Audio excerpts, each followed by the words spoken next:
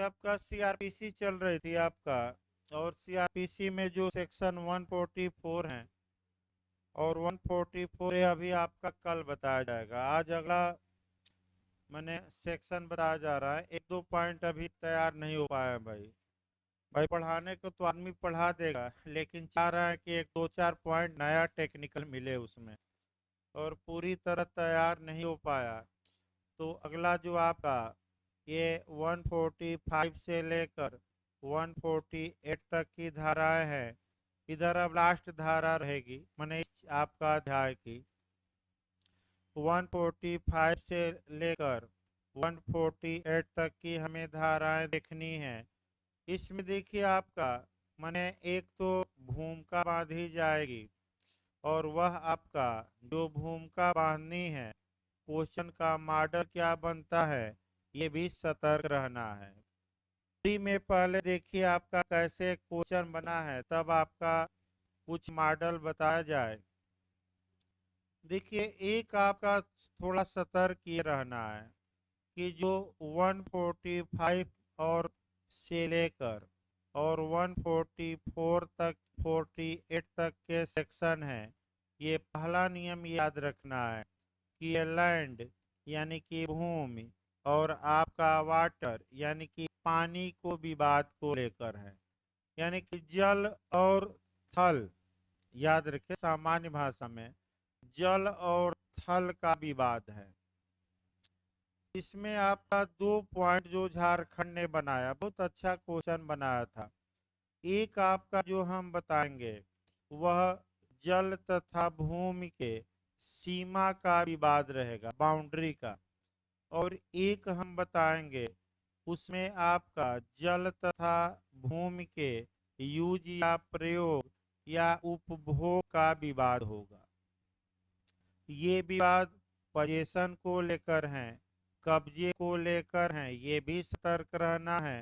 मैंने इन धाराओं के तहत अगर कोई भूमि है या जल है, उसकी सीमा को लेकर विवाद है या उसके यूज या उपभोग को लेकर विवाद है, और एग्जीक्यूटिव मजिस्ट्रेट को यानी कि कार्यपालक मजिस्ट्रेट को ये लगता है कि इस विवाद के कारण पीस डिस्टर्ब हो जाएगी, शांति व्यवस्था भंग हो जाएगी, तो कार्यपालक मजिस्ट्रेट आपका करते क्या है, तो सीमा का विवाद या उपभोग के विवाद का निपटारा करते हैं। स्वामित्व के विवाद का नहीं, कन्फर्म रखे, केवल कब्जे के विवाद का निपटारा करेंगे। स्वामित्व का विवाद सिविल न्यायालय डिसाइड करता है, न कि एग्जीक्यूटिव मजिस्ट्रेट। अब समस्या ये आई कि भाई क्या हमेशा इस विवाद का निपटारा एग्जीक्यूटिव मजिस्ट्रेट या कार्यपालक मजिस्ट्रेट करेंगे? नहीं। कब करेंगे? जबकि आपका कह सकते हैं कि जल और थल के या तो यूज का विवाद हो या आपका सीमा का विवाद हो, और उस विवाद से पीस या शांति डिस्टर्ब होने की क्या हो, पॉसिबिलिटी हो। इसके लिए आपका जो सेक्शन तो 3 पढ़ना है, लेकिन सबसे पहले भूमिका देखी जाती है पोजीशन को लेकर, यानी कि कब्जे को लेकर। तो कब्जे के बारे में जहाँ जहाँ भी कानूनों में प्रावधान है, उन प्रावधानों को पहले देखना है और तब यहाँ कब्जे का निर्धारण करना है। दूसरी बात जो एमपी में पूछी जाती है, आपका 145 में 10 खंड है, यानी कि 10 खंड है, और 10 खंडों में आपका एमपी का जो मॉडल है वो खंड वाइज पूछा गया है कि साक्ष्य कैसे लिया जाएगा कार्यपालक मजिस्ट्रेट द्वारा, ये किस क्लाज में है। तो जहाँ जहाँ प्री में क्वेश्चन क्लाज वाइज बनते हैं, वो भी 10 क्लाज हम एक एक करके बताएंगे, और आपका उसमें कहाँ से क्वेश्चन किस क्लास से बन सकता है, आप बेयर एक्ट पर भी चिन्ह लगा लीजिएगा। वो अभी हम शुरुआत करेंगे, लेकिन 145 से लेकर 141 की शुरुआत करने से पहले पाँच छः क्वेश्चन तो जरूर एक्स्ट्रा हम बताएंगे, जहाँ से क्वेश्चन कहाँ से बना है, किस राज्य में। तो आइए पहले पोजीशन देखा जाए, यानी कि सबसे पहले आपका कब्जा देखा जाए। जहाँ तक पोजीशन या कब्जा या आधिपत्य की बात है, जो लीगल कंसेप्ट आप जूरिस्प्रूडेंस में पढ़ते हैं, यानी कि विधि शास्त्र में विधिक संकल्पनाएं पढ़ी जाती हैं, कुछ लीगल कंसेप्ट पढ़े जाते हैं। उन लीगल कंसेप्टों में सबसे कठिन कंसेप्ट, यानी कि सबसे कठिन संकल्पना आपका पोजीशन है। किसी वस्तु पर कब ये कहा जाएगा कि किसी व्यक्ति का कब्जा है, ये निर्धारित करना आसान काम नहीं होता। तो जो यूपीजे में 2018 में पूछा गया कि कब्जे पर प्रथम वाद कौन है, नहीं भाई, इसके पहले पूछा गया है, तो आरमरी का केस है पहला केस। जो इस बार मॉडल बस चेंज किया था, केस वही रहेगा। गुड फाइंडर, गुड फाइंडर का मतलब ये हुआ कि रेशनलियस वस्तु, रेशनलियस वस्तु का मतलब हुआ कि जिस वस्तु पर पहले से किसी का कब्जा नहीं है, तो उस वस्तु पर जो व्यक्ति पहले कब्जा जमाता है वह स्वामी माना जाएगा। इसको हम कहते हैं गुड फाइंडर। इसे एक घड़ी गिर गई है, किसी का कब्जा नहीं है, एक व्यक्ति घड़ी को उठाता है, मालिक को खोता है, मालिक नहीं मिलते हैं, तो जो व्यक्ति घड़ी पाया है वह उसका क्या मान लिया जाएगा, स्वामी। तो ये जो 2018 में क्वेश्चन बना जे में कि किस केस में सर्वप्रथम गुड फाइंडर की बात आई, तो आरमरी का केस पूछा गया था। दूसरा क्वेश्चन आपका पिछली बार यूपीजे में भी आया और आपका यूपी एपीओ में भी आया था। वह आया था कि कब्जे का प्रोटेक्शन, कब्जे की रक्षा एविडेंस में कहाँ की गई है। तो साक्ष्य अधिनियम की धारा रट कर जाइएगा। कौन सी धारा है साक्ष्य अधिनियम की? 110। एविडेंस की धारा 110 बताती हैं कि कब्जा स्वामित्व का प्रथम दृष्टया साक्ष्य होता है, यानी कि पोजेशन ओनरशिप का प्राइमा फेसाई एविडेंस होता है। तो आपका दोनों में आया है। देखिए क्वेश्चन आपका यूपीजे में भी आया, आपका एपीओ में भी आया कि किस सेक्शन में कब्जे की रक्षा की गई है। क्या कब्जा स्वामित्व पाने का सोपान होता है, सीढ़ी होती है, आपका क्रम होता है, प्रक्रम होता है। कब्जे के द्वारा कोई व्यक्ति स्वामित्व पा लेता है, ये एविडेंस के किस धारा से रिलेटेड है? तो कौन सी धारा मार कर आएंगे? 110 पिछली बार भाई आ चुका है। फिर आपका आइए कब्जे के बारे में। अब कब्जे की पुनः प्राप्ति के लिए आप सिविल वाद भी दायर कर सकते हैं, और इसके लिए आपका सीपीसी का सेक्शन 16 काम करेगा। 16 यानी कि कब्जे, कोई अचल संपत्ति है, उसके कब्जे की पुनः प्राप्ति के लिए आप सिविल सूट फाइल करते हैं, तो किस स्थान के न्यायालय में ऐसा सिविल सूट फाइल किया जाएगा, ये स्पष्ट रूप से सेक्शन आपका 16 बताता है, यानी कि धारा 16 सीपीसी। इसके बाद कब्जे को लेकर आप इशारे में पिछली बार भी बिहार में पूछा गया था क्वेश्चन। इशारे में 4 धाराएं हैं, स्पेसिफिक रिलीफ एक्ट में 4 धाराएं हैं, वो भी याद करना है। और 2 क्वेश्चन आपका देश में भी बना था और बिहार में भी बना था। 4 धाराएं रट कर जाइए। विनिर्दिष्ट अनुतोष अधिनियम 1963, एक धारा 5, एक धारा 6, एक धारा 7 और एक धारा 8। एक लाइन पर देखना है।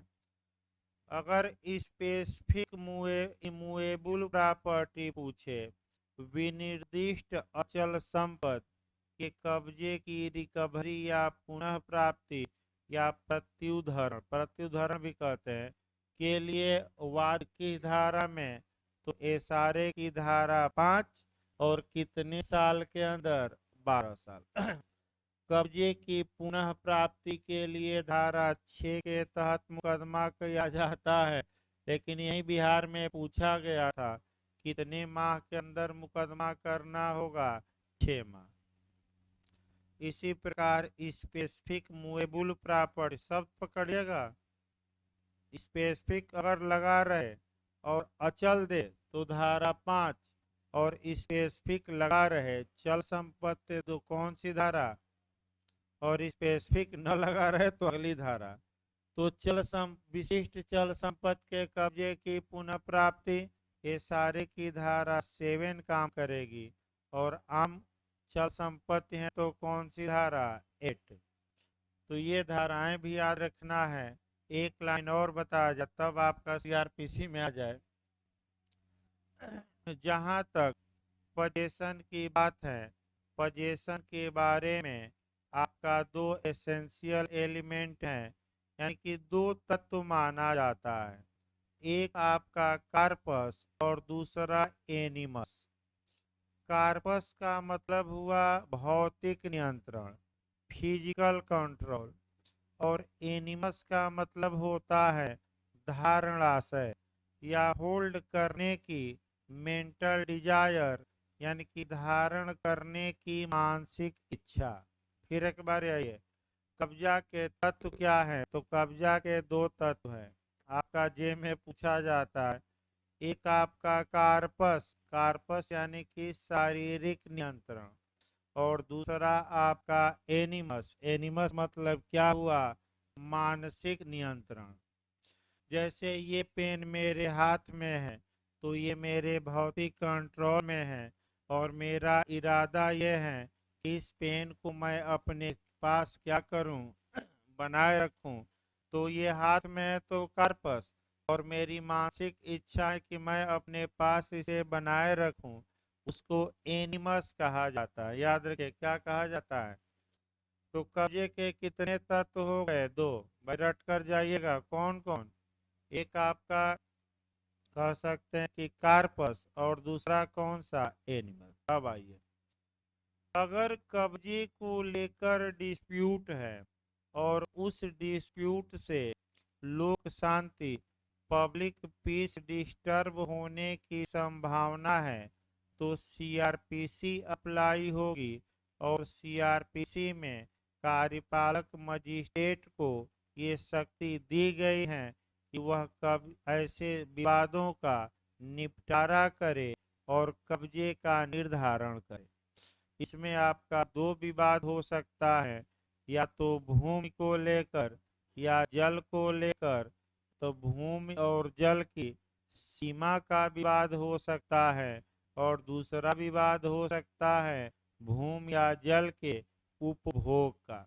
तो झारखंड, पहला क्वेश्चन झारखंड का आया कि जल और भूमि की सीमा का विवाद किस सेक्शन के तहत निपटाया जाता है, 145, 146, 147, 148। तो कौन सा सेक्शन है जो बाउंड्री की बात करता है, तो कौन सा धारा है, 145। और अगर यही आपका भाई पूछा गया था झारखंड में इसी बात, कई लोग गलत करके आए थे, गलत न हो मैं फिर बता रहा हूँ। अब आइए आपका शब्द सह चला जाए, सामान्य बातें हो गई।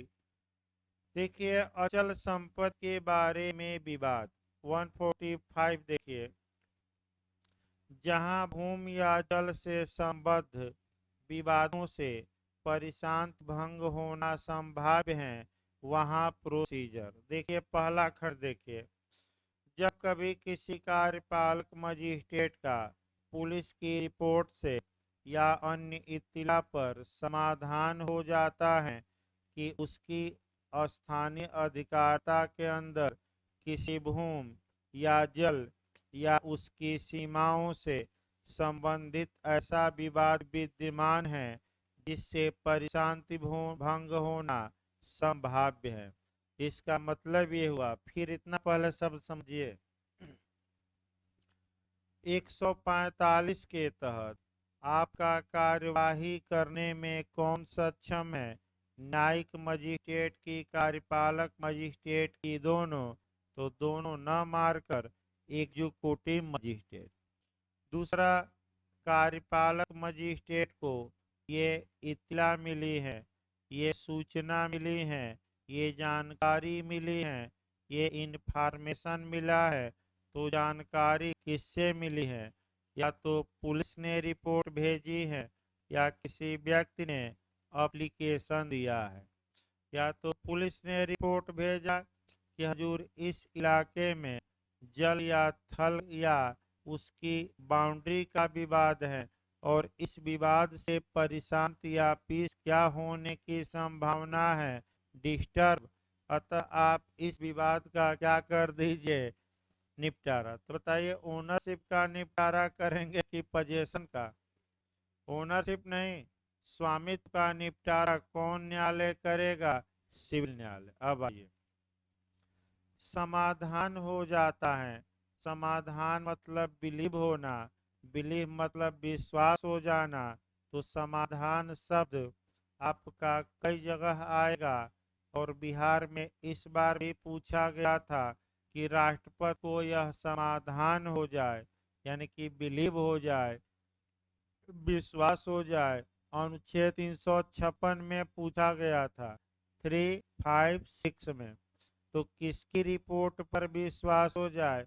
सुप्रीम कोर्ट के, कि आपका निर्वाचन आयोग के, कि राज्यपाल की रिपोर्ट पर? इनमें से कोई नहीं। तो क्या समाधान हो जाए कि किसी राज्य का शासन संविधान के प्रावधानों के अनुसार संचालित नहीं किया जा रहा। तो किसकी रिपोर्ट पर राष्ट्रपति को समाधान होता है? गवर्नर की। तो उसी प्रकार यहाँ कार्यपालक मजिस्ट्रेट को बिलीव हो गया। तो बिलीव किसकी रिपोर्ट पर हुआ? या तो पुलिस ने भेजी है रिपोर्ट, या जनता के किसी व्यक्ति ने मजिस्ट्रेट के समक्ष एक एप्लीकेशन दे दिया, उस पर हो गया।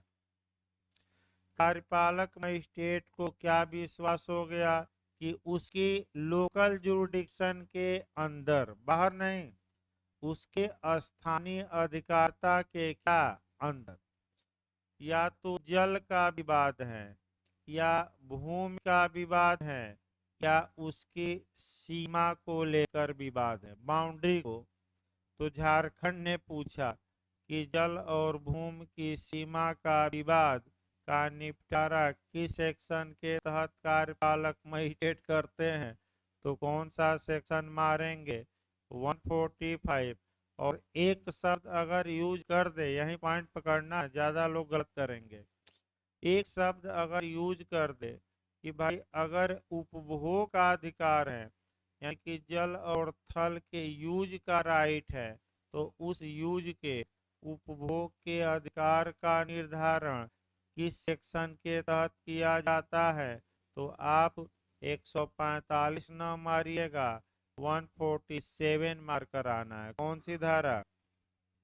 147। फिर एक बार हम बता रहे हैं, 90% लोग अभी भी गलत करेंगे। सीमा का विवाद तो 145, और यूज का विवाद तो 147 बताया जाएगा आगे। भाई आपका फिर एक बार बैक होइए। कार्यपालक मजिस्ट्रेट को ये विश्वास हो गया कि उसकी स्थानीय अधिकारिता के अंदर कोई जल या थल, यानी कि जल या भूमि या उसकी सीमा को लेकर ऐसा विवाद विद्यमान है। सतर्क रहना है। विद्यमान है मतलब एग्जिस्ट करता है। इसका मतलब ये हुआ कि अगर ऐसा कोई विवाद नहीं है, तब 145 लागू ही नहीं होगी। यानी कि ऐसा विवाद आदेश देते समय क्या है, अस्तित्व में है, जिसके कारण क्या हो सकता है? तो आपका लोक परिशांति क्या हो सकती है? भंग होने की पॉसिबिलिटी है, संभावना है, यानी कि पब्लिक जो पीस है आपका वह क्या हो सकती है, ब्रीच हो सकती है। इस बात की क्या है, पॉसिबिलिटी, संभावना। तब क्या करे कार्यपालक मजिस्ट्रेट, तो अब प्रक्रिया शुरू हो जाएगी। विवाद खत्म, मैंने विवाद क्या था ये बता दिया गया।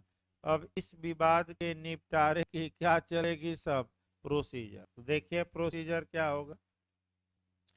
तब वह अपना ऐसा समाधान होने के आधारों का कथन करते हुए और ऐसे विवाद से संबंधित पक्षकारों से यह अपेक्षा करते हुए रिटेन आर्डर देगा, लिखित आदेश देगा कि वे विनिर्दिष्ट तारीख पर और समय पर या तो स्वयं या अपने प्लीडर द्वारा उसके न्यायालय में हाजिर हों और विवाद की विषय वस्तु पर एक्चुअल कब्जे के, वास्तविक कब्जे के तथ्य के बारे में अपने अपने दावों का लिखित कथन पेश करें।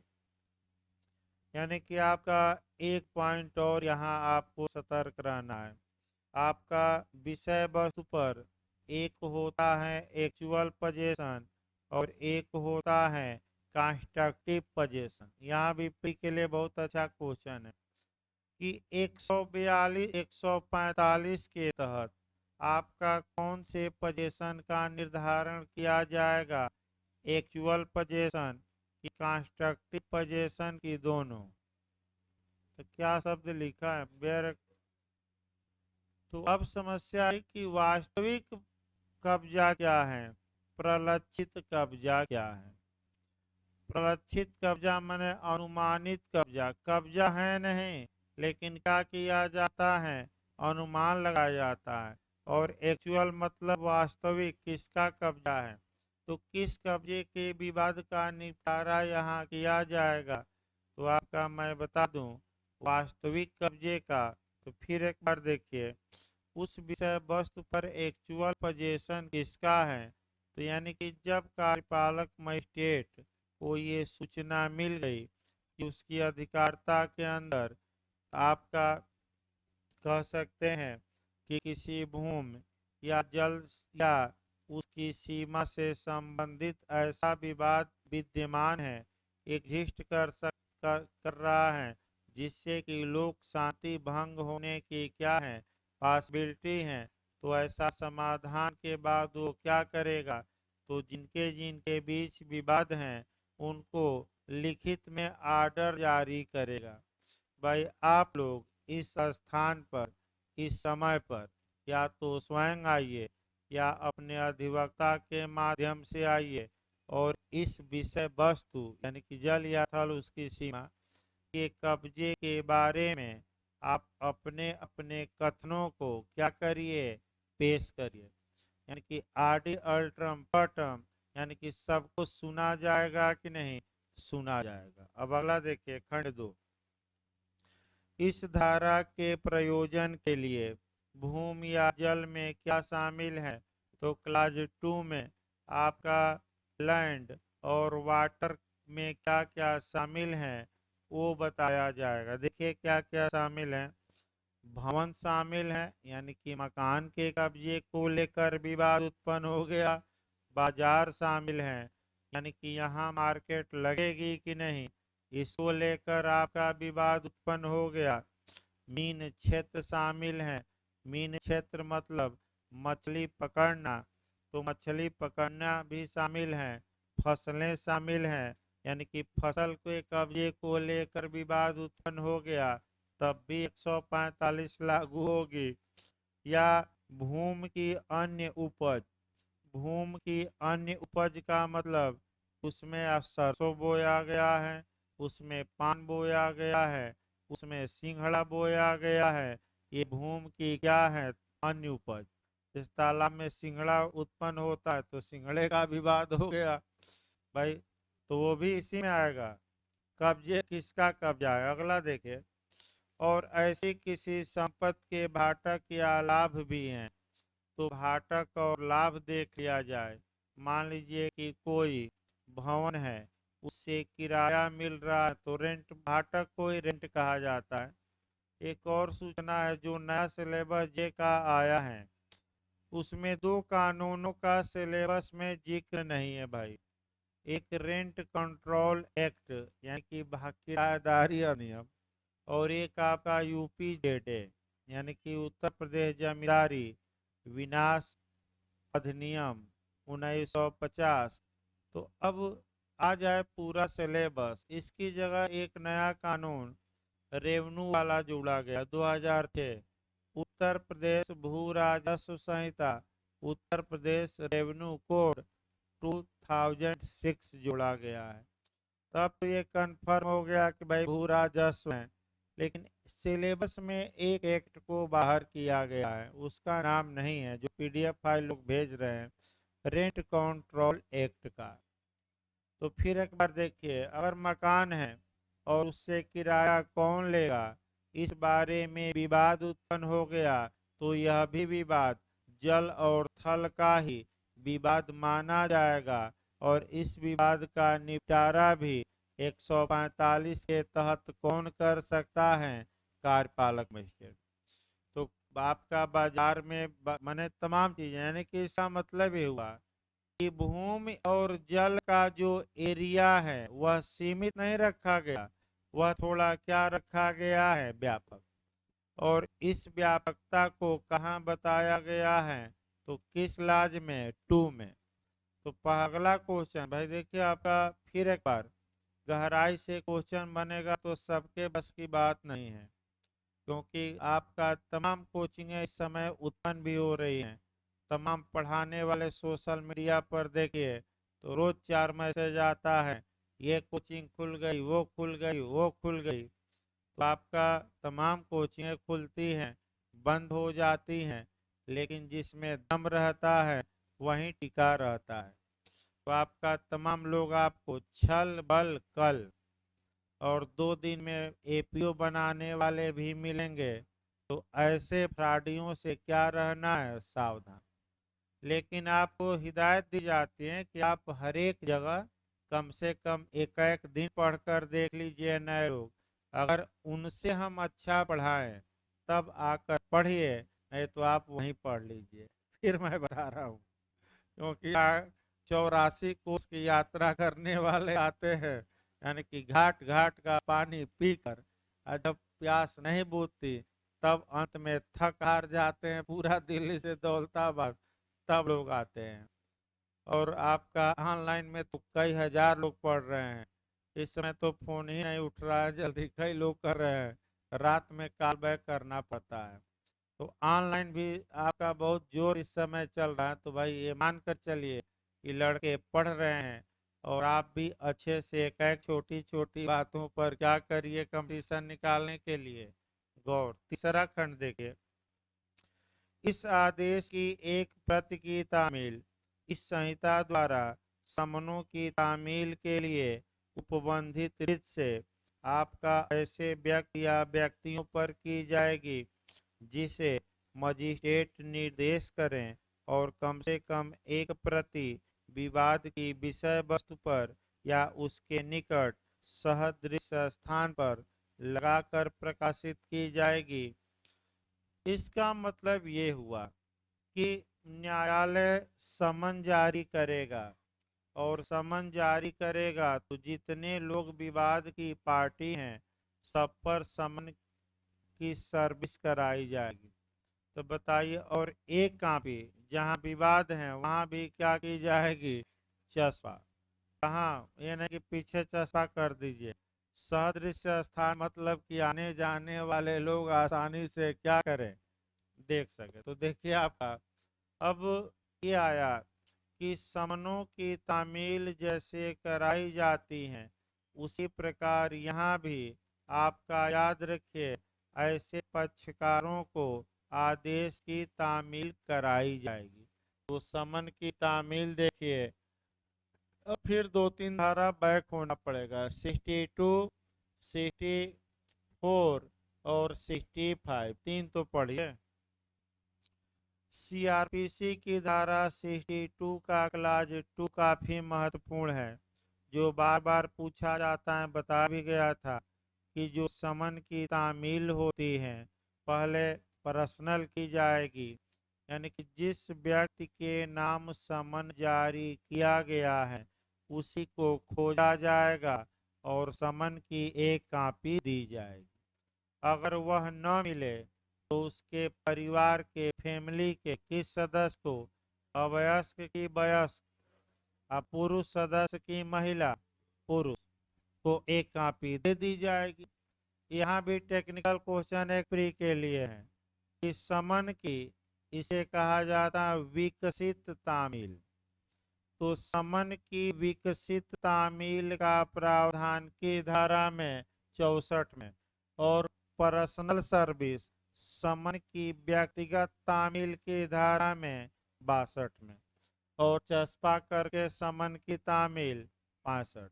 तो फिर एक बार याद रखे, पहले जिसके नाम जारी हुआ उसको 62, को न मिले तो उसके परिवार के वयस्क पुरुष सदस्य पर कौन सी धारा 64, और न मिले तो क्या किया जाए सदृश स्थान पर चस्पा। तो खंड 3 हो गया, खंड 4 आइए। मजिस्ट्रेट, अब आपका समन जारी हो गया, दोनों पक्षकार आएंगे, अपना अपना पक्ष रखेंगे, तो पक्ष कल रखवाया जाएगा, आपका कल पक्ष रखवाया जाएगा और आपका विवाद का अंत में क्या कर दिया जाएगा, निपटारा। तो कल